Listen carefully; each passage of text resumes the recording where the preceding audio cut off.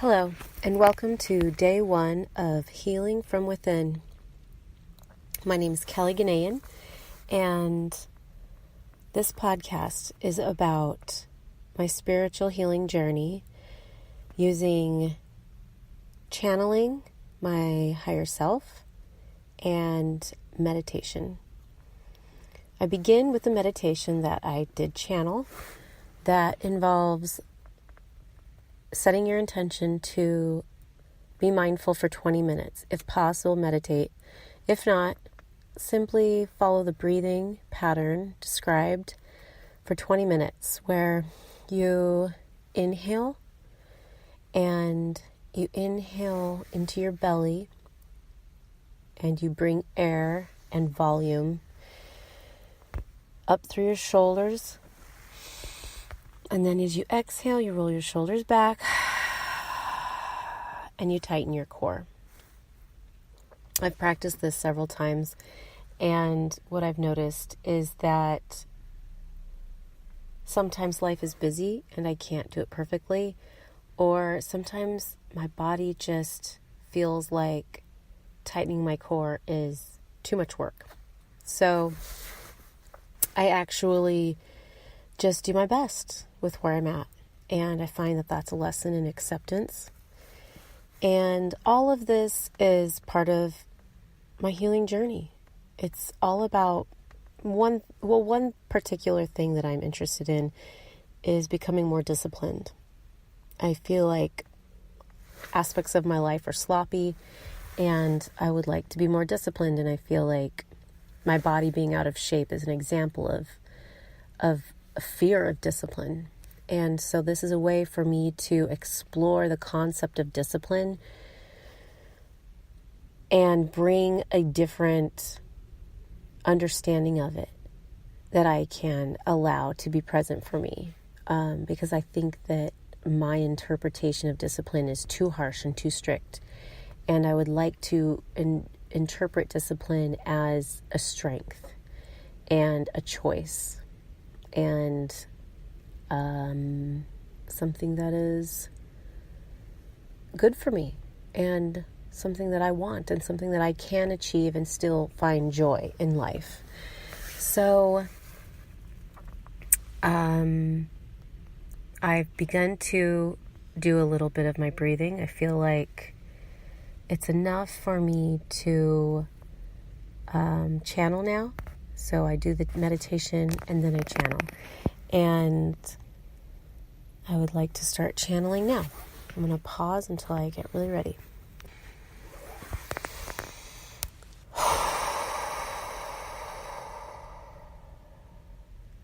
Dear Kelly, thank you for joining us at this time. We shower your intention with blessings to make this recording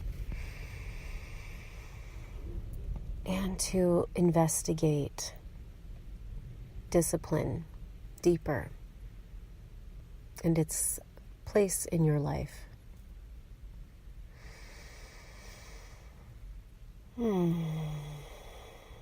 Recently, you've discovered through going to the gym that discipline in the form of simple weightlifting, not very heavy weights, just simple, consistent weightlifting for a half an hour once a week, has already, not just the weightlifting, but also meeting with a trainer who keeps you accountable for what you eat. This practice has offered you more confidence. And with your children, you've been able to be more grounded with your opinion and ideas of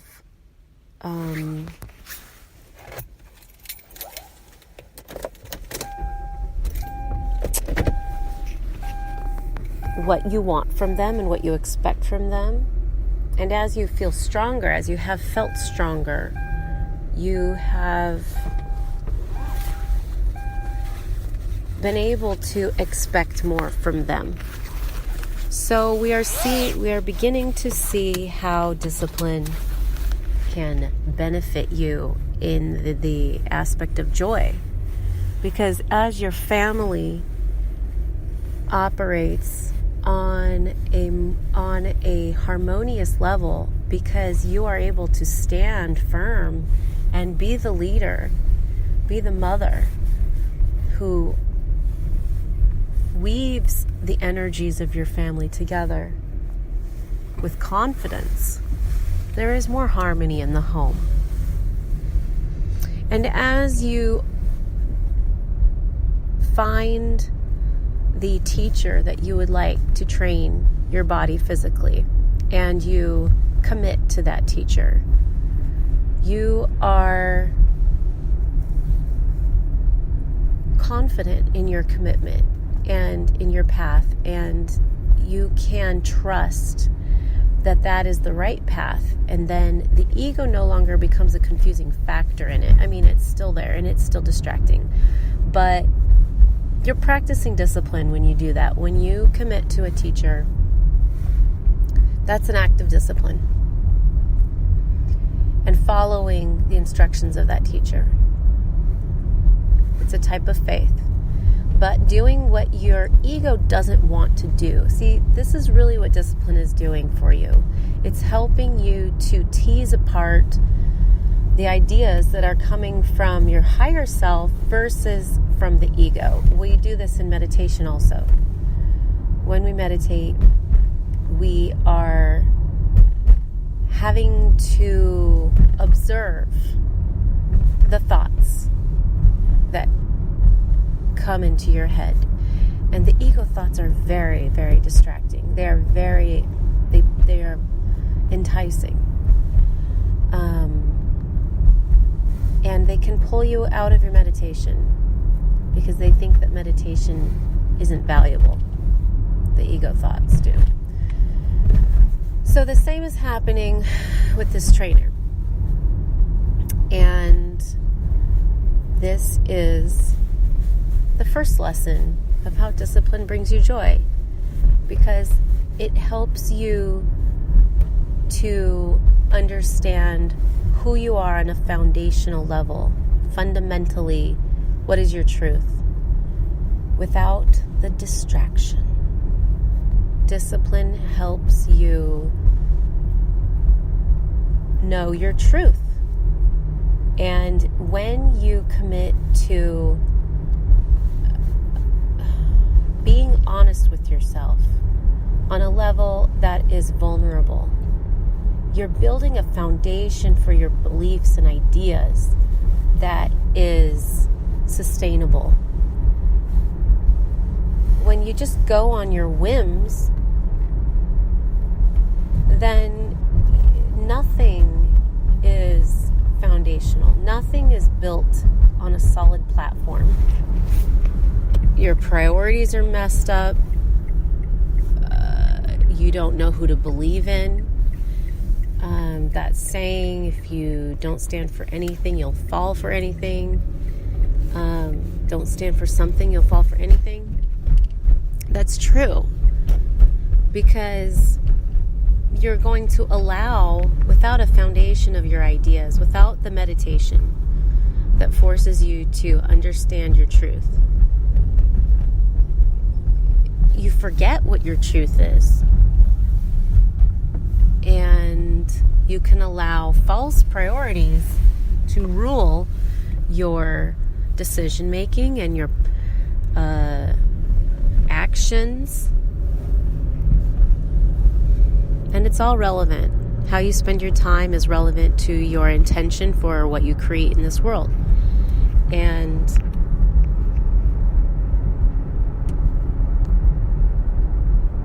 you will find your joy as you are being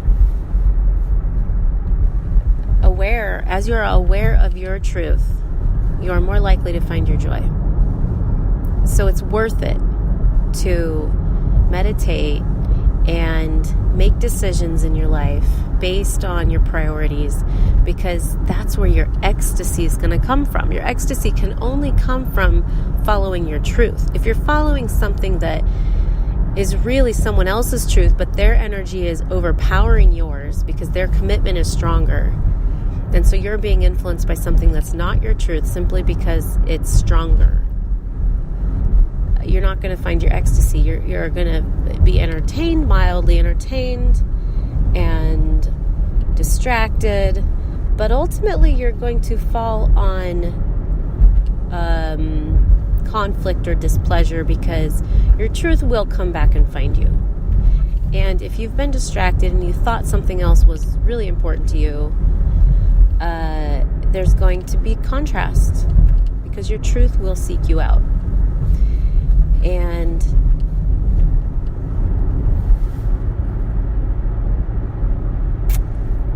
this is why discipline can bring you joy. So, okay, so I'm going to end. That was a simple example of my channeling. It sounds like my voice, but what is happening is sort of like I'm interpreting a flow in my head into words. The flow is like a feeling, and I just interpret it. I'm still figuring out what it means. I did study how to channel based on shamanic journeying, as well as taking a workshop on listening to the voice for love, and through a Unity Church,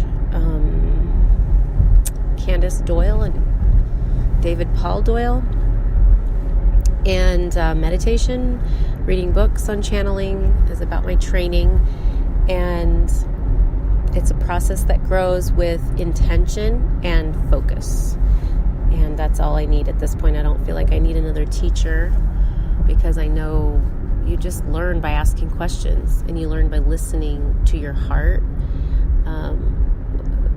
As during those classes, the main rule is that if the message is a loving message, if it's helpful and positive, then it is coming from a positive source, and it can be educational.